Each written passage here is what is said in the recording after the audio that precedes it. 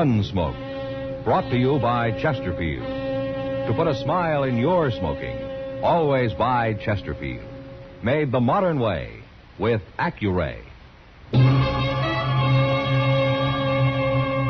Around Dodge City and in the territory on West, there's just one way to handle the killers and the spoilers, and that's with a U.S. Marshal and the smell of Gunsmoke.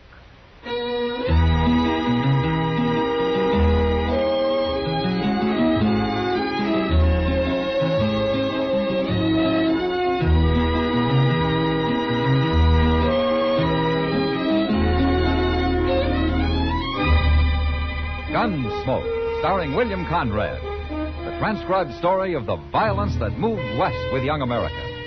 And the story of a man who moved with it. I'm that man, Matt Dillon, United States Marshal. The first man they look for and the last they want to meet.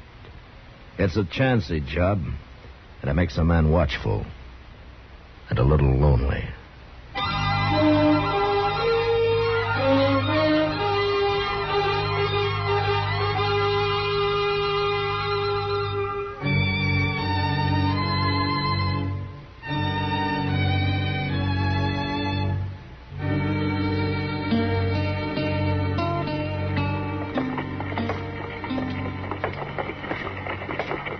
Hello, Kitty. Matt, you scared me. Oh, you were concentrating mighty hard on something in that window. Mr. Jonas has some new ladies' shoes on display. You see them? Oh, yeah. Those narrow, square-toed ones, Matt. Which pair do you like best, the lace or the button? Well, tell me. Well, I don't know, Kitty. They're both fine. Well, you got to decide one or the other. Oh, Matt. no, I don't have to decide either. I'm not in the market for ladies' shoes. Well, neither am I. What? Look at those prices. $2.65 for a pair of shoes. Did you ever hear such a thing? Kitty, I only stopped to say hello, not to argue about ladies' shoes. Well, I still think somebody ought to complain to Mr. Jonas. Well, it's not my job. I got enough trouble as it is. Well, I'm going in and tell Mr. Jonas what I think of his prices. Have a good time, Kitty. You bet I will.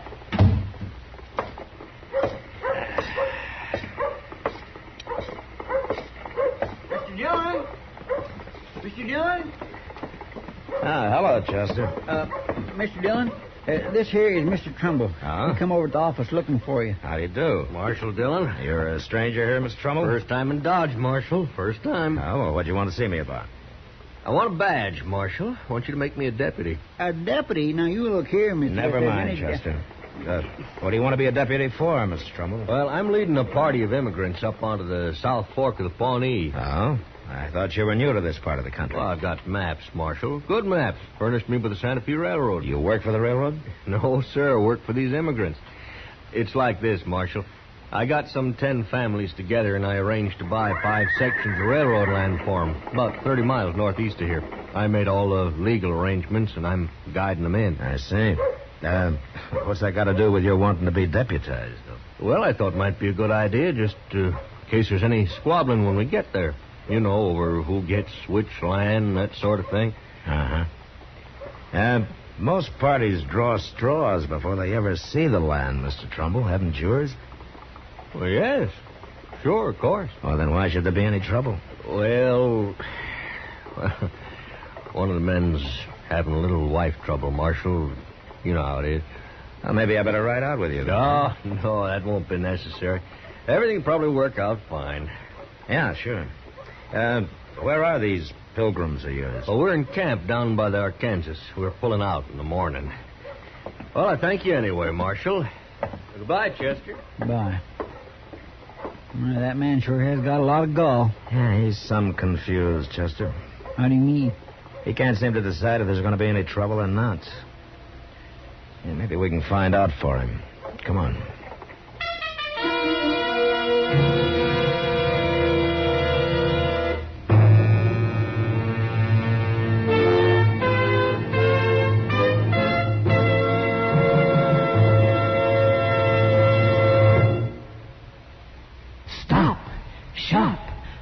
Your friends this year, this easy way. Give Chesterfield this year so bright and gay. Wrapped and ready, they're the best to buy. Carton Cartons of Chesterfields, they satisfy. This Christmas, give everyone Chesterfields. Chesterfields are easy to give because they come ready to give in a bright red special holiday carton that's wrapped in its own colorful Christmas ribbon.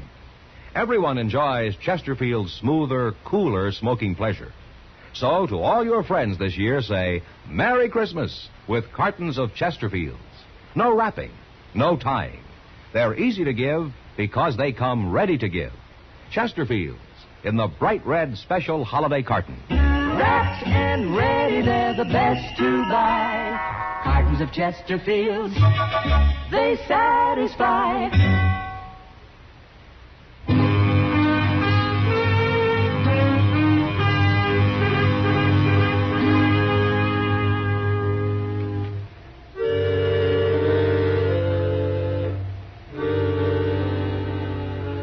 Chester and I saddled up and rode down to the Arkansas. It was easy to find the immigrant camp. A dozen wagons were scattered through the cottonwoods, and there were campfires everywhere. But the people themselves were all gathered together in a big circle. We rode up to them, but nobody paid any attention to us. Then I saw why. In the middle of the circle stood two men and a woman. The men were bare to the waist, and each was pressing his left forearm against the other's, while the woman was binding their arms tightly together with a stout piece of cloth. In their right hands, the men held bowie knives. What in the world are they up to, Mr. Dillon? Now, that's a way of fighting, Chester. Tied together like that, one of them has to die, maybe both of them. Here, you stay here with the horses. All right, sir. Well, yes, stand aside, please. Let me through here, huh? Make that knot tight, Sigmund. Do you have to go through with this? No man messes around with my wife. He didn't mean nothing by it. We was talking, that's all. Now get out of the way, Sidney. You ready, Keppert? You're a fool, Calhoun. But I'm ready. All right, hold it, you men. Stay out of this, mister. I'm a lawman, Calhoun. I don't like this kind of fighting. Now drop those knives. Both of you. I mean it. Here's mine, Marshal. All right, now yours, Calhoun. Well, can't fight an unarmed man. All right, you, Sidney. Take one of those knives and cut them loose. All right. Next time, I'll shoot you on sight, Keppert. I told you you're a fool, Calhoun. For keeping you away from my wife? Why don't you find one of your own? Wait a minute, Calhoun. I don't want any shooting. Now, I'm warning you. 30 miles isn't far from Dodge, and I'll come take you both back to jail if I hear any more about this. Now, you get back to your own wagons. All of you get back to your wagons. The party's over. Chester. Chester. And now, where did he go to? Chester! Yes, sir, I'm coming, Mr. Dillon. Oh, where have you been? Nowheres? Nowheres, huh? Well, I was only talking to a fellow over there. Huh? Now, that's Trumbull. Yes, sir. Now, what were you talking to him about? Nothing. I was just finishing a little talk we started the other day. It wasn't nothing important. Oh? Now, you hiding something, Chester? Why, what would I be hiding? I don't know. But I guess you'll tell me when you want to. Yes, sir. All right, let's get back to Dodge.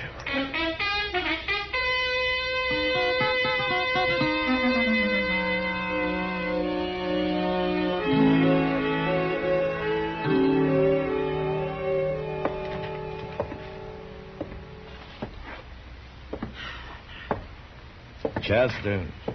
Yes, sir. If you have to pace the room like that, will you take your boots off? I'll sit down. 2 days of this is about all I can stand. Yes, sir. Oh, hello, Matt. Chester. Hello, Doc. Doc, I think I got a patient for you. Oh, well, now, you don't look sick to me. No, but I'm going to be if you don't find some way to calm Chester down. He hasn't been able to sit still for 2 days. Yes? Well, now, what's the trouble, Chester? Nothing, Doc. I feel fine. Well, then why can't you sit still? It's sick people who have to sit still, not well ones. Well, that depends on what you're sick with. I ain't sick with nothing, I tell you. You know, Doc, I think he's got a wormy brain. Oh, forevermore. All right. I'm trying to settle my mind up about something. Now, are you satisfied? Are you? No. I ain't got the money. And I don't know where to get it. Well, money for what? For to pay Trumbull with. Now, do you owe Trumbull money, Chester? No, sir. Not yet. Not yet. Oh, all right, I'll tell you. But you both got to promise not to tell nobody else about it. Trumbull says if anybody heard, I'd probably get beat out. But you get beat out of what, Chester? Land. Free If land. it's free, what do you need money for? For Trumbull, to fix it up for me. Look, if I give him $50 for his trouble, he's got a way to arrange for the railroad to give me a half section of land. He showed it to me on his map the other day. I showed what to you? Where my half section would be. Gracious. I'll show you the picture. Yeah, that's good. Now, the South Fork of the Pawnee runs like this on here. That's right, yes, it is. And these immigrants is about 5 sections laying right next to each other. Right about Wait here. a minute, Chester. Did you say right next to each other? Yes, sir, that's what Trumbull said. Now, my half section lays on the end here. Chester, come on. Come on. Ain't you interested in this? Yeah, interested enough to ride out there. And don't worry about your $50. You're not going to need it.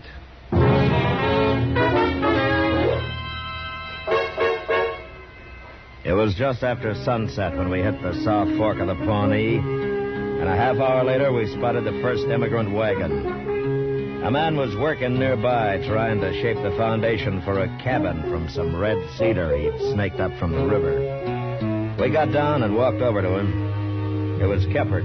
The man Calhoun was about to fight for chasing his wife. Hello, Marshal. Hello, Keppert.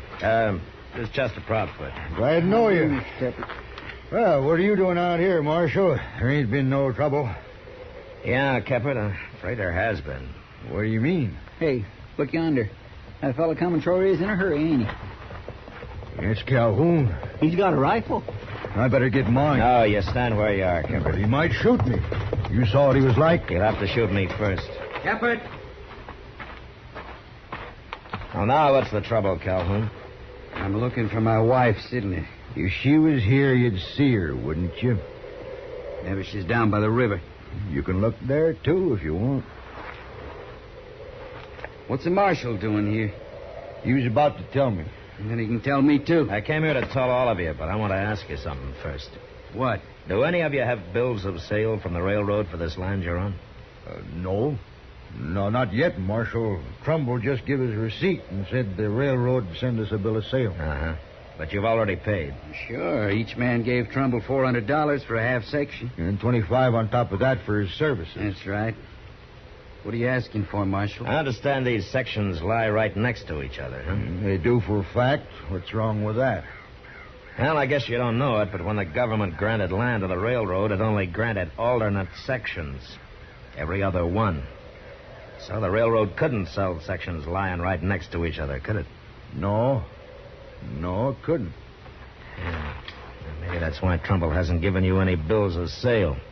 There aren't any. Why, he robbed us. Where is he now? I don't know. I ain't seen him since last night. Well, then I think we better start looking for him. Wait a minute. Yeah, what is it, Keppert? I got something to say. It's mostly to Calhoun. Oh, you two can settle your problems later. No, Marshal, we got to settle them right now. You'll see why. Now, listen to me, Calhoun. I ain't a man for much talking, especially about women. But the way things are, I got to say it. Say what? Your wife, Sidney. I never went near her. Never once. Now, that's a lie. No, it's the truth. I hate to tell you this, Calhoun, but it was her that come after me. What? I told her not to. I told her to stay away. I even said I'd show her up for what she is if I had to, but I didn't do it. Not till now, I didn't. What are you saying? When did you see her last, Calhoun? At noon, when I come in from my dinner. Yeah. I saw her about 2 o'clock. Where? I was downriver about a mile, sitting quiet in a clump of elder, taking a little rest. Your wife rode by on the other bank. She was headed in the direction of Dodge. She was with a man. With a man? What man? Trumbull.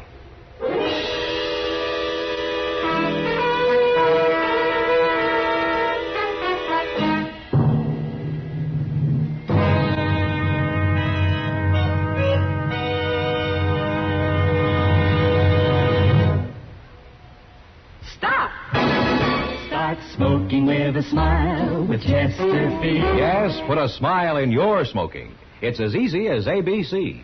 Because Chesterfields made with Accuray are A, always milder. B, better tasting. C, cooler smoking. Yes, a Chesterfield is always milder. Accuray controls your Chesterfield in the making. Gives it a more even distribution of fine tobaccos that burn more evenly, smoke much milder. A Chesterfield is better tasting. An Accuray Chesterfield draws more easily, lets you enjoy all the flavor. And a Chesterfield is cooler smoking. 14% more perfectly packed than cigarettes made without Accuray. You enjoy cooler smoking. No hot spots. No hard draw. So always buy Chesterfield. Put a smile in your smoking, just give 'em a try. Light up a Chesterfield, they satisfy.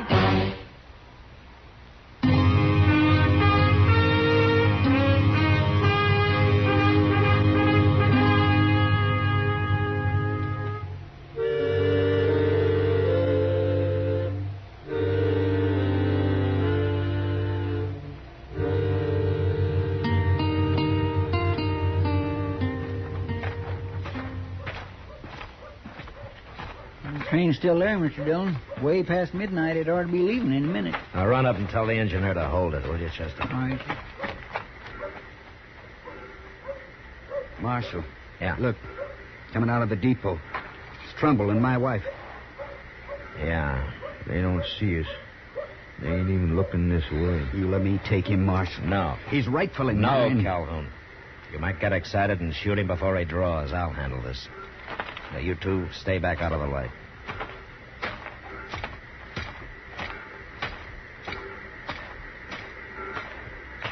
Hey, Trumbull. Marshal. Evening, ma'am. What do you want, Marshal? I want to talk to you. Don't have time. That train's about to leave. It's not going to leave. Anyway, you're not taking it. Oh. You're interfering because of Sidney here. Well, she's going with me, Marshal, and that's no business of yours. I'm arresting you for robbery, Trumbull. What? Give me your gun. No. I said give it to me. Get out of the way, Sidney.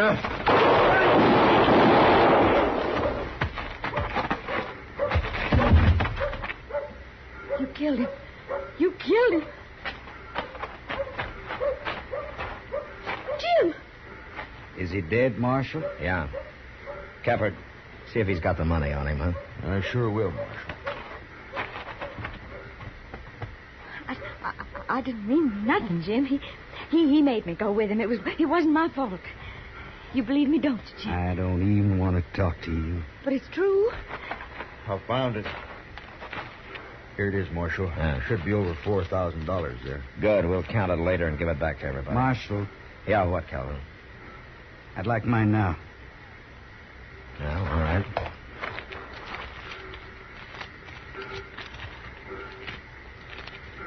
Here. $425. Thanks. Sidney, take this money. What for? Take it. But why? That's all the money I got in the world. I don't figure I owe you nothing now. What are you saying, Jim? You know what I'm saying. Yeah, sure. I know. So long, Jim. Goodbye. Calhoun, What, Kevin? I got some money coming back. I'll lend you half of it. After all I done to you, Can't blame you much for that. I've been a fool, Caput. You was right. That's over and done. But I can't take your money. That wouldn't be right, now would it, Marshal? You can decide about that tomorrow, Calhoun. We'll ride out and bring those other people back into Dodge. What for? So they can file for government land at the land office here. Free land. Should have done that in the first place. You know, I know of a fine section north of here that I'd kind of like to file on myself. Why don't you? Well, one man couldn't handle it. It'd take two men to prove it up, you know. Two good men. I might show it to you sometime if you're interested.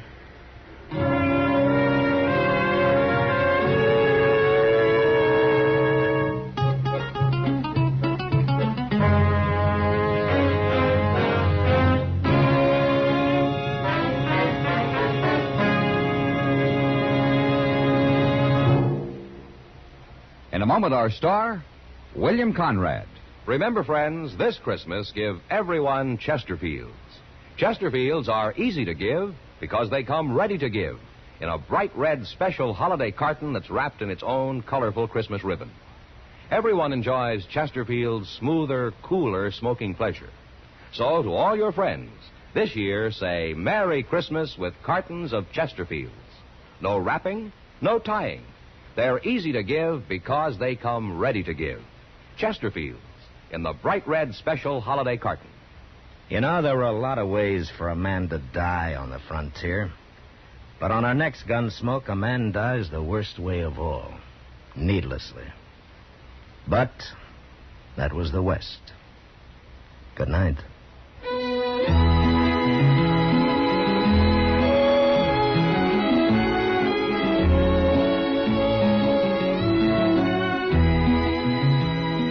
Gunsmoke, produced and directed by Norman Macdonnell, stars William Conrad as Matt Dillon, U.S. Marshal. Our story was specially written for Gunsmoke by John Meston, with music composed and conducted by Rex Corey. Sound patterns by Tom. About to leave. It's not going to leave. Anyway, you're not taking it. Oh, you're interfering cause of Sidney here. Oh, she's going. Is Doc and Georgia Ellis is Kitty.